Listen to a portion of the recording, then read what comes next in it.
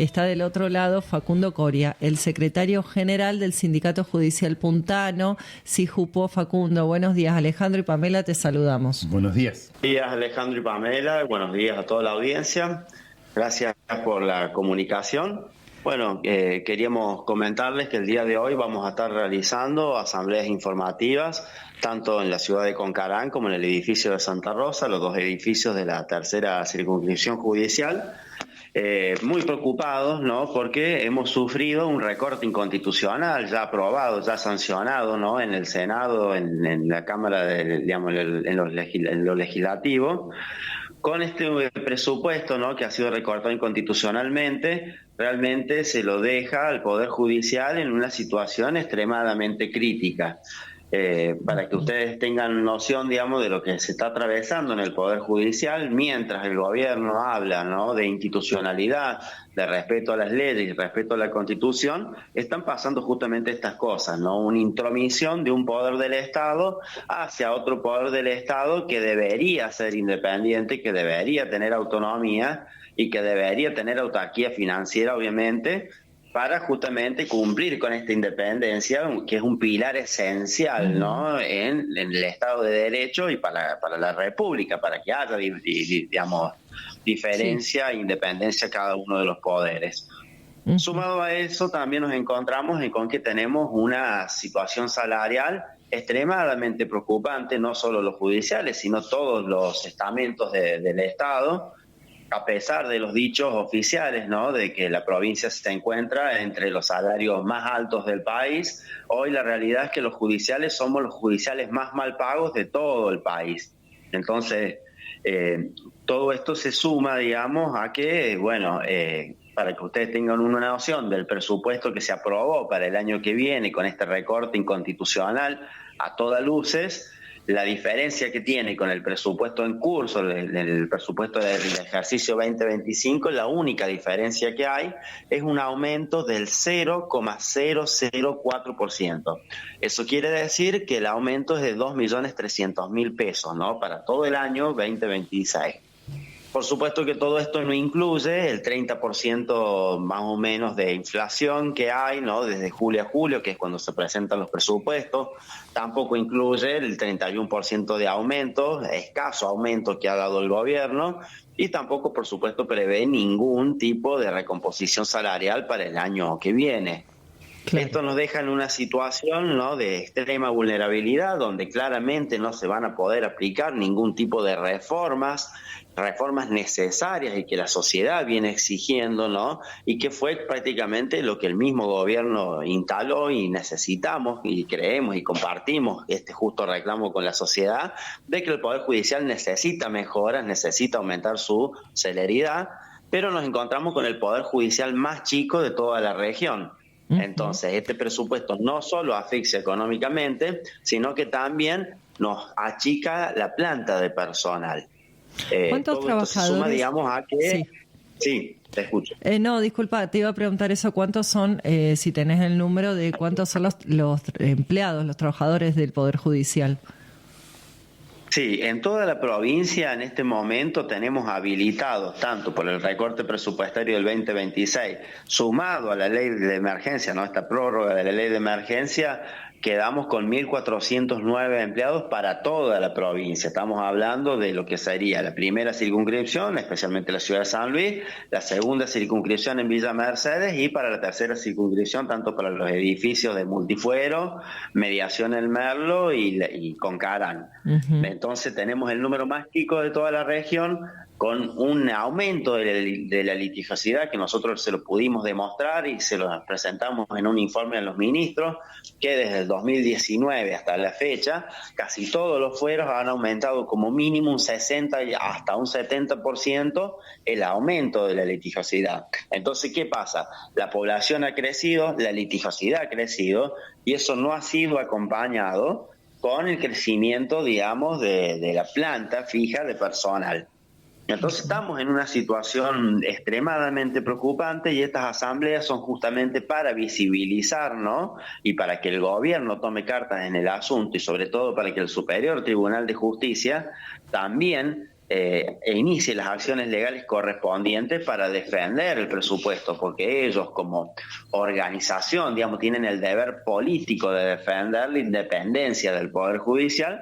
Entonces le estamos exigiendo también de que tomen las acciones legales correspondientes para defender el presupuesto que se presentó. Que es un presupuesto, ¿no?, que ellos lo aprueban por acordada, ¿sí?, que es un acto administrativo firme, y se lo remite al Poder Legislativo y al Poder Ejecutivo. El Poder Ejecutivo, sin ninguna facultad constitucional para hacerlo, decide recortarlo sin entender cuál es la función de cada rubro, ¿no? Entonces nos deja en una situación donde va a ser imposible proyectar mejoras a largo o a corto plazo, mejorar la celeridad del servicio, ¿no? Claro. Entonces muy estamos claro. en una situación preocupante, porque por un lado se habla de la reforma judicial y nosotros lo decimos y se lo venimos diciendo desde el año pasado, que también sufrimos este mismo recorte inconstitucional por parte del Ejecutivo. No hay una reforma judicial posible si no se invierte en justicia, si no se invierte en salud, si no se invierte en educación. Es imposible que la provincia pueda dar servicios de calidad y con celeridad necesaria, tanto que lo reclama la sociedad. Claro. Facundo, el gobernador ha hecho gestos de diálogo, le ha preguntado a los trabajadores, porque es cierto que se hizo público muchos titulares acerca de declaraciones de la necesaria reforma judicial, pero en ese proceso, ¿se ha acercado a los trabajadores del Poder Judicial? Mira, para que te des una idea, nosotros hemos demandado y hemos insistido por todos los canales necesarios y no necesarios también para acercarnos, para poder hablar con él.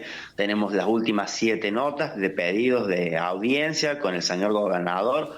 Nunca nos respondieron ninguna nota. Sí, en un principio del 2024 fuimos recibidos por ministro del gobierno, el ministro del gobierno que estaba en ese momento, y la verdad es que no nos daban ninguna solución, nos quedaban en llamarnos nuevamente, tampoco nos llamaban. Eso motivó a que el año pasado tuviéramos casi 6 meses con un plan de lucha, donde pudimos conseguir algunos bonos no remunerativos, ¿no? Y que eso es otra gran preocupación que tiene el agente judicial, que casi el 30% de sus salarios son montos no remunerativos con bonos que hoy los tenemos, y claramente el año que viene con este recorte inconstitucional no lo vamos a tener.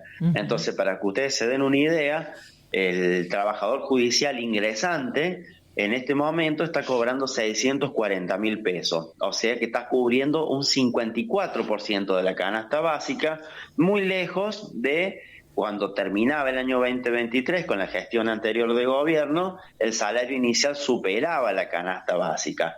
Y no es solamente hacia los empleados administrativos, ¿no? Se ha, digamos, dificultado absolutamente toda la pirámide, digamos, de los cargos. Para que ustedes se den una idea, en el 2015, por ejemplo, un juez cobraba aproximadamente 5,5 canastas básicas, hoy cobra 2,9, un secretario en este momento está cobrando 2,1, 2,2 canastas básicas, y bueno, los trabajadores administrativos nos encontramos con salarios que cubren el 54% de una canasta básica.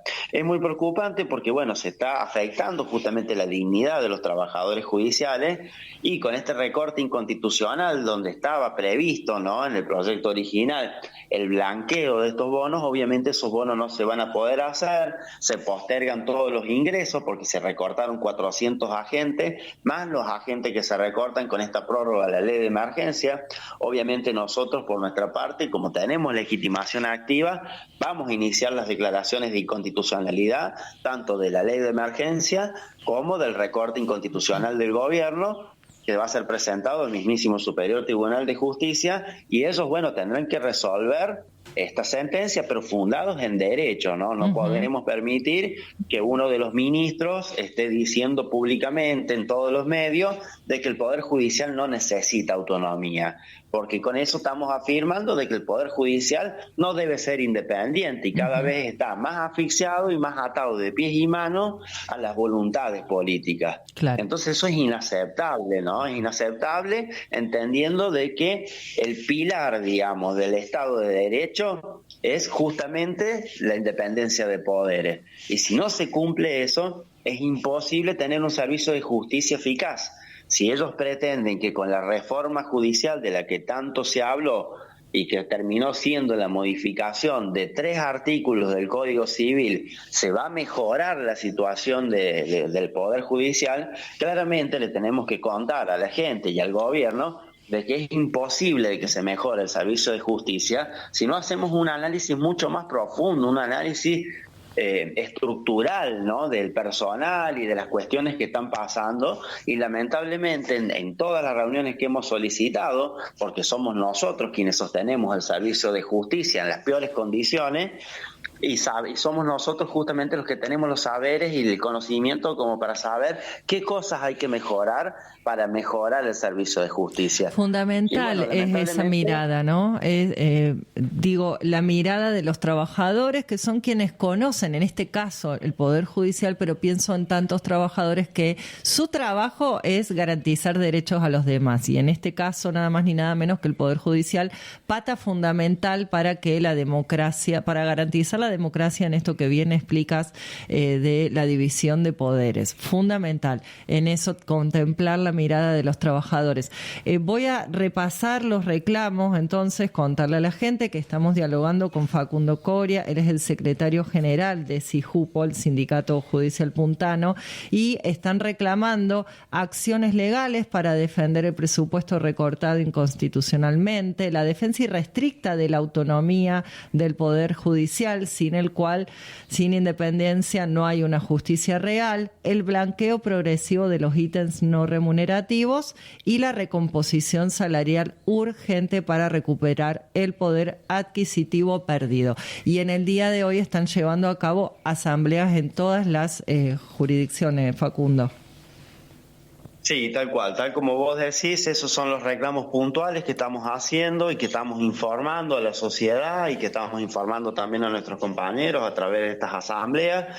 Es fundamental, ¿no?, de que se entienda que en estas épocas de crisis, ¿no?, salarial y social, que es justamente el Poder Judicial el que se resiente, así como podemos, digamos, hacer una similitud que en las etapas de pandemia el servicio de salud se resiente, ¿no?, cuando hay crisis extremas, ¿no?, sociales, salariales, que aumenta la violencia, que aumenta la litigiosidad y que todo cae del Poder Judicial, es insostenible porque no se puede absorber la cantidad de trabajo con los pocos agentes que sostenemos hoy en el Poder Judicial, y que encima nos vemos reducidos constantemente a tener menos trabajadores. Eso significa de que no se van a poder cumplir las vacantes, de que tampoco se van a garantizar los hemos adquirido, como el derecho a la carrera judicial de mérito, ¿no? Todos los trabajadores judiciales, es importante que la gente entre, que acá nadie entra de dedo, nosotros somos trabajadores especializados en derecho, que rendimos y entramos por concurso, no hay nadie que no entre a través de un concurso, entonces tampoco se respeta el mérito y se le da ningún valor cuando cada vez te quitan todos estos derechos, digamos, que tenemos adquiridos y que hemos luchado muchísimos años para conseguirlo, ¿no? Clarísimo, entonces, Facundo. es clave entender esto. Te iba a consultar si, ya te doy para que puedas cerrar. Hoy, entonces, ¿están atendiendo y a su vez hay asamblea o no hay atención al público? Sí. No, hay atención al público, siempre se asegura el acceso a la justicia, que es un derecho que tiene toda la sociedad. Están las guardias mínimas en todas las oficinas, simplemente hacemos una asamblea en el marco, ¿no?, de la normativa constitucional e internacional, garantizada también en la Constitución. Es simple una asamblea para hablar con los compañeros, para visibilizar la problemática y para presionar también las respuestas que necesitamos de manera urgente, ¿sí? Porque ya hace 2 años donde el poder adquisitivo ha perdido fuertemente su valor y estamos un 150% atrasados en el salario. Como yo te decía, en el 2023 un salario inicial superaba la canasta básica y hoy estamos al 50%, entonces realmente las recomposiciones escasas que ha dado el Ejecutivo no alcanzan y no se está visibilizando esto, ¿no? Hoy tenemos los trabajadores judiciales que están endeudados, que cobran 600.000 pesos, que mínimamente pagan 300.000 pesos de alquiler, y con 300.000 pesos claramente no pueden poner un plato de comida en la mesa. Estamos hablando de padres o de madres que muchas veces son el único pilar de su familia y es imposible sostener esta situación, ¿no? Claro. Entonces, también entendiendo, digamos, de que no es solamente el Poder Judicial, sino que los docentes también son los docentes peores pagos. Sí. Estuvimos acompañando la marcha docente, también se está afectando el servicio de salud, que los médicos están huyendo del servicio público, pero acá hay que entender una diferencia, ¿no? Que aquella persona, digamos, que le alcanza el dinero y no esté conforme con la salud pública, medianamente se puede ir a la salud privada. Así como aquella persona que no le guste la educación pública por el estado deplorable en el que se encuentra, también puede llevar sus hijos a una educación privada. Ahora, no hay ningún servicio que reemplace este servicio del Estado, digamos, del Poder Judicial. Claro, el Poder Judicial es la única instancia que resuelve y que reordena la sociedad. Y cuando cada vez vos lo asfixias económicamente más y lo sometes a un poder del Estado, estamos muy lejos de la institucionalidad que tanto habla el Ejecutivo. Clarísimo, Facundo, te agradecemos mucho esta comunicación. No, le agradecemos a ustedes por hacer saber esta noticia y la realidad del Poder Judicial. Así que, bueno, estamos en contacto. Muchísimas gracias. Estamos en contacto. Muchas gracias. Bueno, dialogábamos con Facundo Coria, el secretario general de SIJUPO, el Sindicato de Trabajadores Judiciales Puntanos, y nos detallaba el panorama complejo que están atravesando los trabajadores de la justicia y con un planteo de fondo, ¿no?, que tiene que ver con el lugar que se le da al Poder Judicial, y no se puede indudablemente consolidar un Poder Judicial si sus trabajadores tienen salarios que no alcanzan a fin de mes o que se fueron desvalorizando con el paso del tiempo. E indirectamente nos afecta a todos.